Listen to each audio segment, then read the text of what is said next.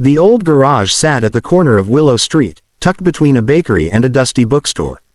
Its tin roof rattled whenever the wind blew, and the sign that read, "Gray's Auto Repairs," had faded with time, just like its owner's smile. Ethan Gray wasn't a man of many words. He was a single dad, a mechanic, and a quiet soul who believed engines were easier to understand than people. They broke for a reason. You could always find the cause, fix it, and make them run again. Hearts, however, were a different story, and his had stopped running the day his wife died. "Daddy, you missed a spot."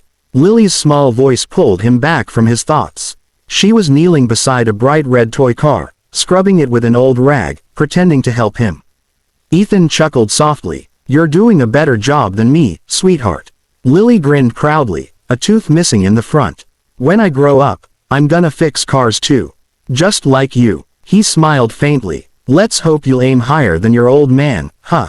The bell over the garage door chimed, cutting through the sound of Lily's giggles. Ethan looked up, and froze. A sleek, black sedan had rolled up to the entrance, the kind of luxury car that didn't belong anywhere near his small-town shop. The driver, a young man in a tailored suit, hurried out to open the passenger door. And then she appeared, a woman with striking dark hair, dressed elegantly in a cream blouse and fitted blazer, lowered herself gracefully into a wheelchair.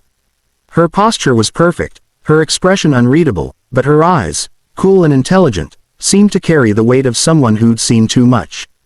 "Good morning," she said, her voice calm but tired. "Are you Ethan Gray?" "Yes, ma'am," he replied, wiping his hands on a rag. "What seems to be the problem?" "My car keeps stalling after I start it. I've taken it to 3 shops already, but no one can seem to fix it." He glanced at the car. "Mind if I take a look?" "Of course." She nodded to her driver, who stepped aside. As Ethan opened the hood, Lily crept closer, curiosity lighting up her blue eyes.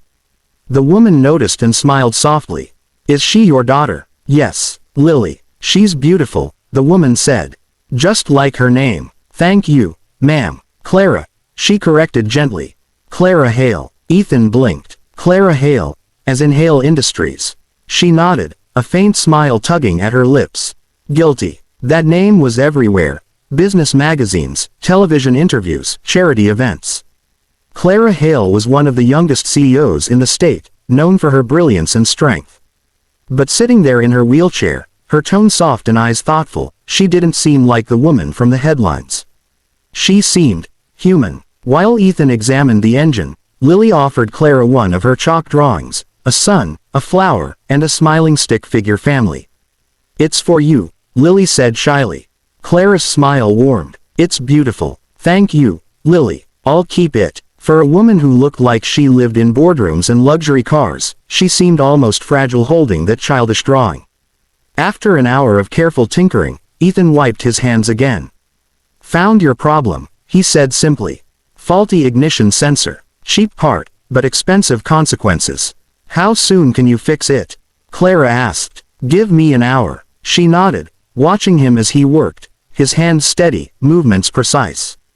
There was something peaceful about the way he focused, as if this small garage was his entire world. "Do you ever get tired of this?" she asked suddenly. He paused, glancing at her. "Of fixing things. Of this life. Being here. Small town. Small dreams." He thought for a moment. "Dreams don't have to be big to be worth it." Clara looked down, thoughtful. "I suppose not." By the time he finished, the sun was setting. The car purred perfectly under the golden light. "It's good as new," Ethan said, stepping back. Clara smiled faintly. "You make it sound easy." He shrugged. "Machines make sense. People, not so much." Her gaze lingered on him, curious. "Maybe you just haven't met the right kind of people." As she was about to leave, she looked at him once more, her voice quieter this time. "You fix things so easily," she said. "I wonder if you could fix something that isn't metal or wires." He frowned slightly, unsure what she meant. "I only fix engines, ma'am." Her lips curved faintly into a sad smile. "Maybe, but sometimes hearts need tuning too." And with that, she was gone, her car gliding down the street, her perfume still lingering in the air. Ethan stood there long after the sound of her engine faded, the words echoing in his mind. Ethan hadn't stopped thinking about Clara Hale since the day she drove away from his garage. He told himself it was just curiosity. She was a woman far beyond his world, after all. A CEO, a symbol of strength and success, someone who lived in penthouses while he lived in a small house behind his shop. Still, when her name appeared on his phone screen 1 week later, his heart stopped. He wiped his hands nervously on his work pants before answering. "Gray's Auto Repairs," he said gruffly. "Mr. Gray," came Clara's calm, elegant voice. "It's Clara Hale." He froze, swallowing hard. Clara, everything okay with the car?" "The car's fine," she said, and he could almost hear a smile in her voice. "Actually, I was hoping you could help me with something else." There was a pause, then, "My company is hosting a charity gala tonight. I need a date." Ethan blinked. "A date? Yes. My assistant says it's expected of me. But I'd rather go with someone who doesn't treat me like I'm made of glass." "Miss Hale." "Clara, I don't think I'm the right guy for that kind of event. I don't even own a tuxedo." "Then wear what you have," she replied, her tone soft but certain. "Please, Ethan, just tonight." Her voice wasn't commanding, it was lonely. And against his better judgment, he found himself saying, "All right.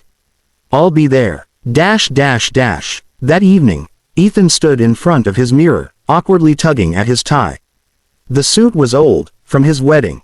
The memory stung, but Lily had insisted. "You look handsome, Daddy," she said proudly. "Like a prince in those movies." He smiled faintly, kneeling to kiss her forehead. "You'll stay with Mrs. Reynolds next door, okay?" Lily pouted. "Will Miss Clara be your princess?" Ethan chuckled. "Something like that. The hotel ballroom shimmered like a sea of gold and crystal. Waiters glided between guests holding champagne glasses. Cameras flashed. Every face was polished, every word rehearsed. Ethan felt like an oil stain on a silk rug, until he saw her. Clara Hale rolled through the entrance, her silver gown sparkling under the chandeliers. Her hair was pinned neatly, and a soft blush touched her cheeks. She looked regal, but her eyes lit up when she saw him, as if the room had faded away. "You came," she said, a small smile tugging at her lips. "Would have been rude to say no to my best client," he said with a nervous laugh. Her smile widened. "You clean up better than I expected, Mr. Gray. And you look incredible," he said before he could stop himself. "Thank you," she replied softly. "Shall we?" He offered his arm, and she took it, not because she needed help, but because she wanted to. Together, they entered the ballroom. Whispers followed. "Is that her date? The mechanic? She must be joking." But Clara held her head high, her confidence slicing through the murmurs like glass. Ethan tried to focus on her voice, her laughter, the way her eyes softened when she looked at him. During dinner, she confessed, "I used to walk into these rooms and feel unstoppable. Now, all I feel is small. Invisible." He looked at her steadily. "You don't look invisible to me." Her lips parted slightly, surprise flickering across her face. "You really mean that?" "Yeah, you own this room, Clara. Don't let them make you forget it." She blinked rapidly, her expression softening. "You're not like anyone I know." "That's probably for the best," he joked, earning her first genuine laugh of the night. Then the orchestra began to play a slow, sweeping melody. Couples filled the dance floor. Clara's gaze followed them, wistful and quiet. "I used to love dancing," she murmured. "It's strange. Your body forgets, but your heart remembers." Ethan hesitated, then moved to her side. "Maybe you don't need your feet to dance." Before she could reply, he gently took her hands, kneeling beside her chair. "Trust me." Her breath caught, but she nodded. He placed one hand at her waist, the other holding hers, and began to move with her, slow, careful, perfectly in rhythm with the music.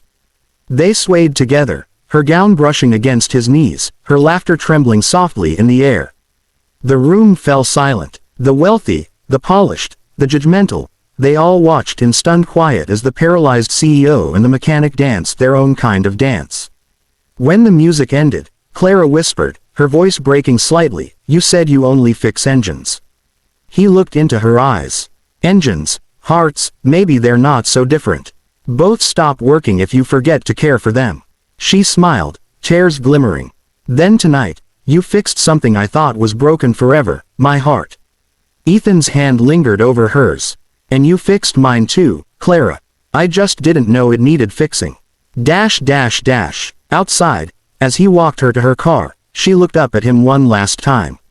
Ethan, she said softly, tonight didn't feel like charity or business. It felt real. He smiled. That's because it was. Before the door closed, she whispered, then promise me something. Anything. Don't disappear from my life. Not yet. He nodded, his heart pounding. Wouldn't dream of it. As her car drove off into the night, Ethan stood beneath the stars, the ghost of her perfume still in the air, and for the first time in years, the mechanic who fixed engines felt like maybe, just maybe, he'd fixed his own heart too. He'd spent years fixing broken machines, but he couldn't shake the strange feeling that this woman, this Clara Hale, had just placed something broken inside him, and left him wondering if maybe, just maybe, it could be repaired.